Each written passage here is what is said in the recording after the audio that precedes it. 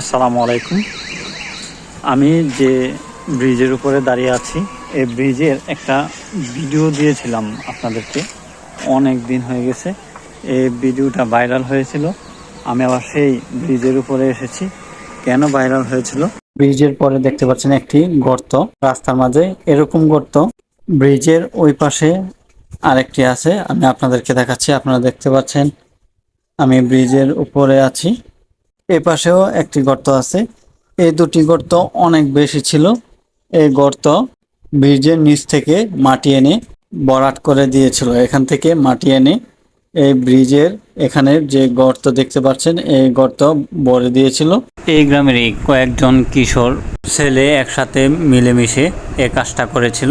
এই কাজটি করাতে অটো মিশুক চালক ভাইদের জন্য অনেক উপকার হয়েছিল, কারণ তারা এই ব্রিজে ওঠা এবং এই ব্রিজ থেকে নামার সময় এই গর্তের জন্য অনেকটাই ভয় পেত, না জানি অটো মিশুক উল্টে যায়, যে কোনো সময় দুর্ঘটনা ঘটতে পারত। এই কারণে ছোট কিশোর ছেলেরা এই কাজটি করেছে।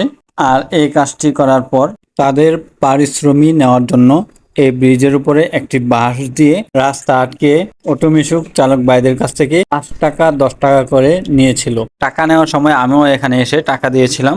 আমার কাছে এই কাজটি অনেক ভালো লেগেছে, তাই টাকা দিয়েছি। অনেকেই টাকা দিয়েছে। যারা সবচেয়ে বেশি এই রাস্তা দিয়ে চলাচল করেছে তারা তো দেখেছে এই ভাঙা রাস্তা, আর তারাই টাকা দিয়েছে। যারা ভাঙা রাস্তা দেখেনি, তারা টাকা দেয়নি, তারা চলে গেছে। আমি একটু সময় দিয়ে এখানে দাঁড়িয়ে থেকে ভিডিও করেছিলাম, আর এই ভিডিওটাই ভাইরাল হয়েছিল। এই ভাইরাল ভিডিওতে অনেকেই খারাপ কমেন্ট করেছেন। অনেকে এরকম কমেন্ট করেছেন যে তারা চাঁদাবাজি করতেছে, তারা টাকা তুলতেছে, তারা বড় হলে অনেক বড় চাঁদাবাজ হবে, মানুষের কাছ থেকে চাঁদা তুলবে। যারা যারা বাজে কমেন্ট করেছেন তাদের উদ্দেশ্যে আমি আরেকটি কথা বলার জন্য এই ভিডিওটা করেছি। আপনারা দেখতে পাচ্ছেন রাস্তাটা অনেক ভাঙা। এটা এই গ্রামেরই রাস্তা। এই রাস্তাটি যদি ছোট ছোট ছেলেরা একসাথে মিলেমিশে ভরে দেয় তাহলে এরকম রাস্তা থাকতো না, রাস্তাটা ভালো হতো।